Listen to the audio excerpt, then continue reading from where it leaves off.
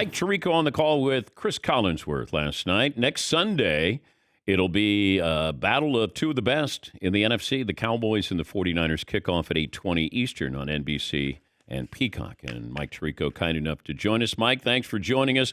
Take us into the production meeting of what to expect, everything that's discussed leading into that game, including Taylor Swift. Hi, DP. We started talking, gosh, I guess really a week ago today of, does Taylor show up in New York? And if so, how do you strike the balance? And then I think it was, Dan, either late Monday or Tuesday when the ratings from the Chiefs-Bears blowout came out, and you saw that the viewership with the age group that would be the Swifties, women 18 to 49, it was still higher than normal, and the game was terrible. So you thought there might be a factor. As the week went on, the NFL bought in and all that stuff. So you had an idea that you'd have a different audience. My approach, and our producer, Rob Hyland, we talked about this a lot during the week. We kind of landed the plane here. We've got an average of about 20 million viewers every week. You got to be loyal to those viewers, but just welcome in the people who might be watching, might be sampling the game, and just try to find a balance. Are there too many Taylor Swift shots? Are there not enough? You could debate that all week, depending on which side of the aisle you're on. So we just try to strike a balance, not let it take away from the game, and thankfully we ended up having a pretty good game.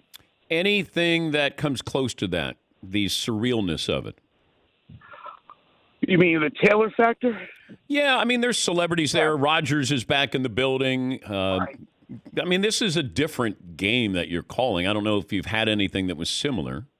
No, because you could truly make the argument, and this is no disrespect to the reigning MVP of the league, who is the face of the league, I think, right now, in Patrick Mahomes. I mean, you can't go a quarter watching the NFL without seeing Mahomes hawking something, right, and selling something on a commercial. But the two people of the most intrigue and interest in the stadium were sitting in suites in Aaron Rodgers and Taylor Swift. So that was a little different. We've done games where presidents or celebrities or big stars of other sports are sitting there.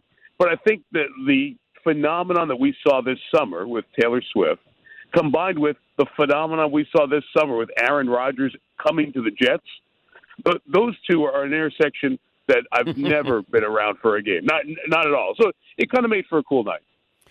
We're 1 month into the season. If you were going to declare something, what would you declare? A team, a player? I thought the AFC was so much better than it has been. And maybe it'll kind of play itself out the next couple of months. And I'll go to this headline, Dan. I think the Jets are okay, even though they're 1-3. So if I tell you that you're going to play Kansas City and Buffalo and Dallas, and you're going to end up in those three games going 1-2, that's okay, because those are the best. Those are in the velvet rope, inside the velvet rope. Those are VIP teams, I think, in the NFL. I think most people would agree. The Patriots' loss is going to be a bad one for them, but you all have a bad loss or two as the year goes on, and thus the margin for error with the Jets is gone. But I think the AFC we thought would have more really good teams. It's not there right now. Two in the AFC East, right? The AFC North, everybody's beat up. Baltimore looks a notch above everybody. Cleveland struggling with the offense.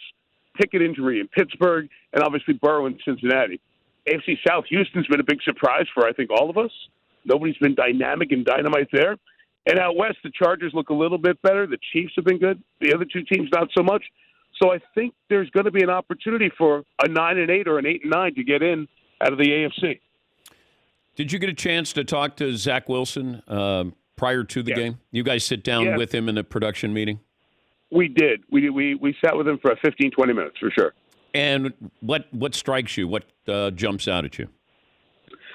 I didn't get this line in the game, so I'm glad I'm on, so I can get it in now. Dan, I think he's got a little bit of tabloid Teflon on him now. I think he got beat up by the back pages and the New York press so much for getting benched a couple of times. You're the savior, you're the franchise guy, year one. Okay, it's a rookie year. Year two, it's really tough. You get hurt in the first quarter of the preseason. You get benched. You get all the stories of what's his personal life and all this other stuff. And he went through all of that. He came through the other side. And this year he actually was enjoying the process of being with Aaron Rodgers and learning how to be a backup quarterback, learning this new system. I mean, he was given a guy who's got, all those skins on the wall to learn from, and he was just soaking up all of it. I don't think he expected to get thrown in. So now that he does, he's seen that he's taken the heat and survived it. So I think he actually has a much fresher approach to it. And I thought he played really well last night. Chris Collinsworth was all over it from that second drive in the second quarter on. That might have been the best night that Zach has had. And he's had good games. Yeah. He had a really good game. I think he's going to be all right. I think they're going to be all right. I do. Any chance? Did you talk to Aaron Rodgers? I did. I actually went down to the field before the game, as we usually do. And Aaron was just sitting on the bench. It was really before a lot of folks got on the field. And we spoke for about 15 minutes. I found him to be, one, he said he was just gutted. It just broke him when he got hurt. He just couldn't believe it. But he has been diving in full steam to his rehab, as aggressive as possible. He's great because he loves a chip on his shoulder. And I started talking about next year, and he's like, "Hey, you never know." He's trying to edge back to this year. And then even he alluded to why he's saying just 1 year, right? I'm not coming back just for 1 year. I'm coming back. So he's got a great positive energy about him. And Dan, I think this presence is going to help the Jets going forward. 1 for Zach Wilson, 2 for the entirety of the offense. Guys, the best defensive lineman hold up. I think we got a bad connection there, Mike. Safe travels home, and I know you got 49ers and Cowboys, and we appreciate you joining us.